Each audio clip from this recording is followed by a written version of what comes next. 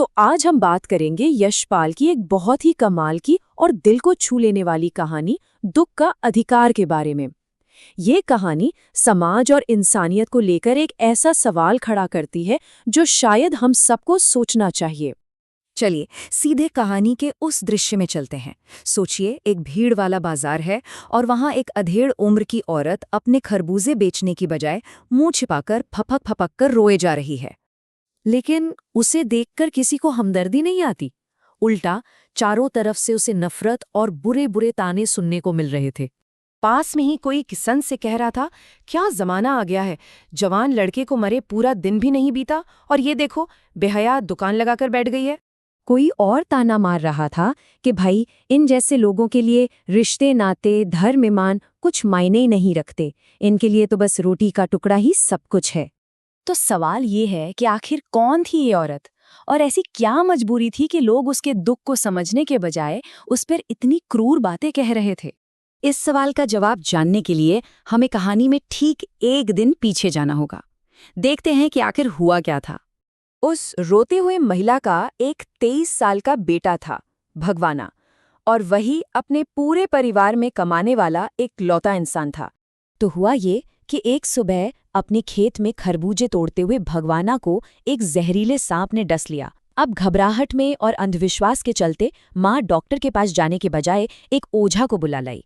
झाड़ फूंक हुई, लेकिन जहर अपना काम कर चुका था और भगवाना नहीं बच पाया।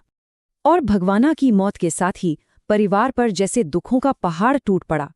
घर में जो भी थोड़ा बहुत आटा अनाज था वो ओझा को दे दिया गया। बेटे के कफन के लिए माँ को अपने छोटे मोटे गहने तक बेचने पड़ गए। घर में बहू तेज बुखार में तप रही थी और छोटे छोटे बच्चे भूख से बिलख रहे थे, और कोई भी उस दुखी परिवार को उधार देने को तैयार नहीं था।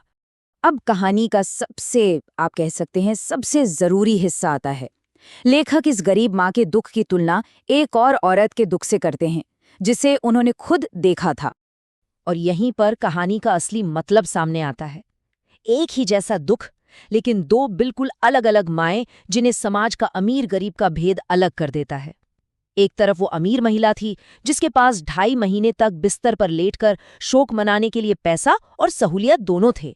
पूरा शहर उससे हमदर्दी जता रहा था।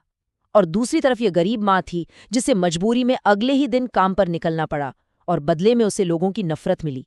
तो ये जो इतना बड़ा फर्क है, ये आता कहाँ से है? ये आता है समाज की कुछ अदृश्य दीवारों से। कहानी में पोशाक यानी कपड़े सिर्फ कपड़े नहीं हैं, वो सामाजिक दर्जे यानी सोशल स्टेटस का प्रतीक है। लेखक खुद महसूस करते हैं कि वो अपनी पोशाक की वजह से, अपने अच्छे कपड़ों की वजह से चाहकर भी उस बूढ़ी औरत के पास फुटपाथ पर बैठकर उसका दुख नहीं बांट सकते। वो इसकी तुलना एक कटी हुई पतंग से करते हैं कि जैसे हवा उस कटी पतंग को एकदम से जमीन पर नहीं गिरने देती, वैसे ही हमारी पोशाक, हमारा स्टेटस हमें नीचे झुकने से रोके रखता है। और लोगों के नफरत की दूसरी बड़ी वजह थी अंधविश्वास, खास तौर पर सूतक की धारणा। लोगों को लग रहा था कि जिस घर में मौत हुई हो वो घर अपवित्र हो जाता है, और अगर उन्होंने उस औरत से खरबूजे खरीद लिए तो उनका धर्म ईमान भी भ्रष्ट हो जाएगा।